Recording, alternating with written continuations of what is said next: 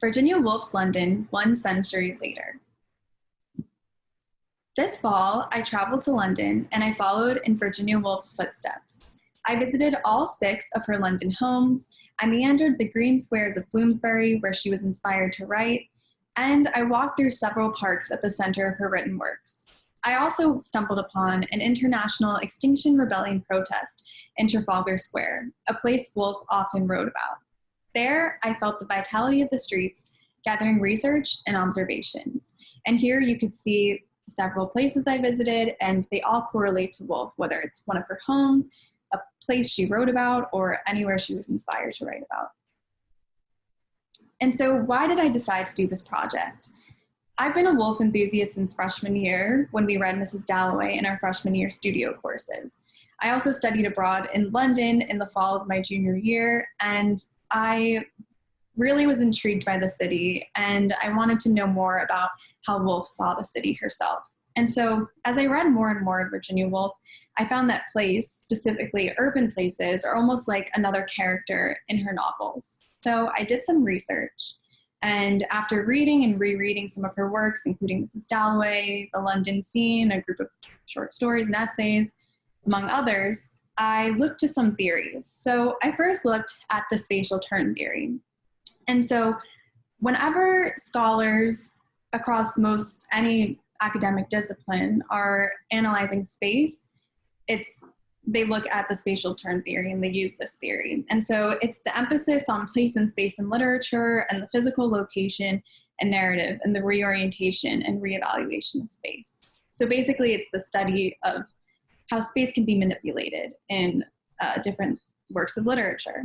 And so experimenting with time and place, Woolf blends the past and the present seamlessly into moments of being, or moments that suspend the conventional constructs of reality. And so that's what I looked at through this theory.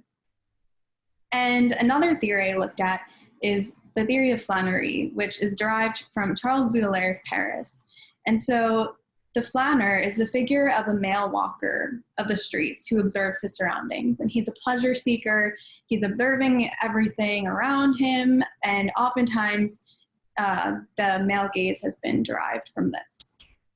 And so Virginia Woolf not only uses this image of the flâner, but she also imagines the flâneuse, a woman who can also walk for pleasure alone in the city without a societal leash. And so the common denominator between both of these theories is walking and autonomy. So Woolf pivots the importance of women wandering the streets alone to the forefront of her writing, because as her characters discover the vitality of London's urban landscape, they in turn cultivate their own autonomy. While I was in London, I did some walking myself. I walked over 60 miles across Woolf's narrative terrain, and for my project, I took all of this walking, all of this research, and through the lens of the spatial turn and flâner theories, I wrote 3 narrative essays. And I divided each essay into physical places central to Woolf's works. So as you can see, they include streets, squares and circles, and parks and green spaces. I incorporate themes of time and place within these. I write about several things, including the protests I happened upon in Trafalgar Square, exploring Kew Gardens, where Virginia Woolf wrote a short story of the same name, and I write about waiting for the number 11 bus while I took Elizabeth Dalloway's bus route. I also write about Oxford Street, where many early 20th century women fled to find refuge from domesticity. In my essays, I go into great detail comparing Woolf's London and Woolf's flâneuse to myself and my experience walking around London by myself. For example, in Virginia Woolf's essay, Street Haunting, the narrator needs an excuse to leave her house. So she tells the household she must go out and she must buy a lead pencil. Similarly, in my Streets essay, I write about my own experience in Tavistock Square on one busy afternoon when I needed a break from social obligations. I happened upon a flower shop and I bought red tulips. Immediately, I felt so much better. I felt as if I had the whole city to myself, even though there were thousands of people around me. The flowers were my excuse to walk the city. They were my own lead pencil. Additionally, I created a map in which I showed visually where I went around London, and I also created a video, and in the video, I illustrate all the places I went. It's only 5 minutes, so I'm about to show it to you all. And I divided up the footage into my 3 essay headings. And in the background of the video, I read 3 of Woolf's works that correlate to my own essays.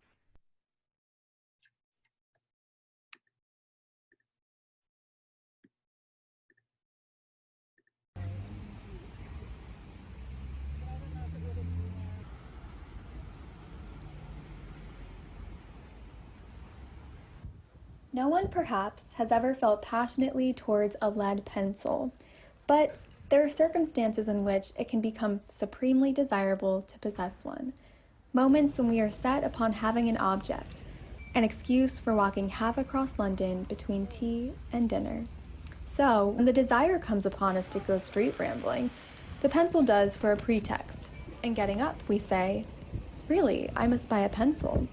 As if, under cover of this excuse, we can indulge safely in the greatest pleasure of town life, rambling the streets of London.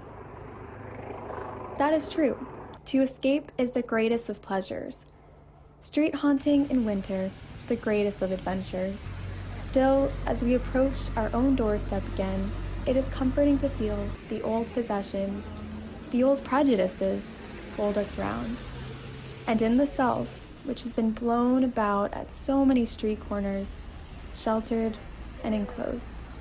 Here again is the usual door, here the chair turned as we left it, and here, let us examine it tenderly, let us touch it with reverence, is the only spoil we have retrieved from all the treasures of the city, a lead pencil.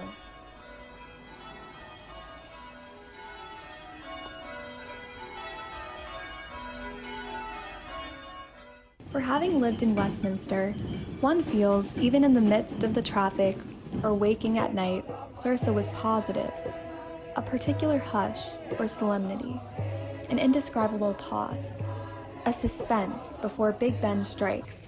There, out it boomed, first a warning, musical, then the hour, irrevocable.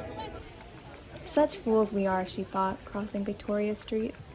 For heaven only knows why one loves it so, making it up, building it round, tumbling it, creating it every moment afresh. But the most dejected of miseries, sitting on doorsteps, can't be dealt with, she felt positive, by acts of parliament. For that very reason, they love life. In people's eyes, in the swing, tramp, and trudge, in the bellow and the uproar, the carriages, motor cars, omnibuses, vans, sandwich men shuffling and swinging, brass bands, barrel organs, and the triumph and the jingle and the strange high singing of some airplane overhead was what she loved. Life. London. Instead of rambling vaguely, the white butterflies danced one above another, making with their white shifting flakes the outline of a shattered marble column above the tallest flowers. The glass roofs of the Palm House shone as if a whole market full of shiny green umbrellas had opened in the sun, and in the drone of the airplane, the voice of the summer sky murmured its fierce soul. Yellow and black, pink and snow white, shapes of all these colors, men, women, and children, were spotted for a second upon the horizon, and then, seeing the breadth of yellow that lay upon the grass, they wavered and sought shade beneath the trees, dissolving like drops of water in the yellow and green atmosphere, staining it faintly with red and blue. It seemed as if all gross and heavy bodies had sunk down in the heat, motionless, and lay huddled upon the ground.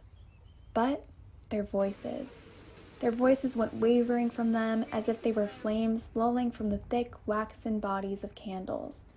Voices, yes, voices, wordless voices, breaking the silence suddenly with such depth of contentment, such passion of desire, or, in the voices of children, such freshness of surprise.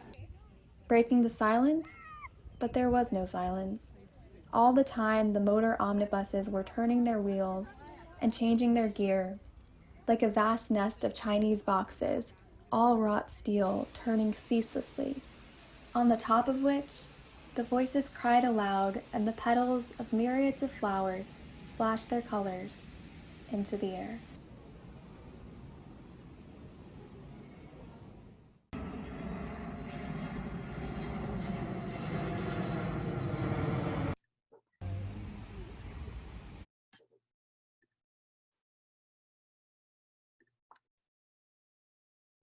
So thanks everybody for watching. Before I answer questions, I want to thank my professor, my advisor, Professor Susan Bernstein, for all her support, to my family and friends, to Kilachand for making this possible, and all my past professors for inspiring this project, and finally to Virginia Woolf. So thank you so much.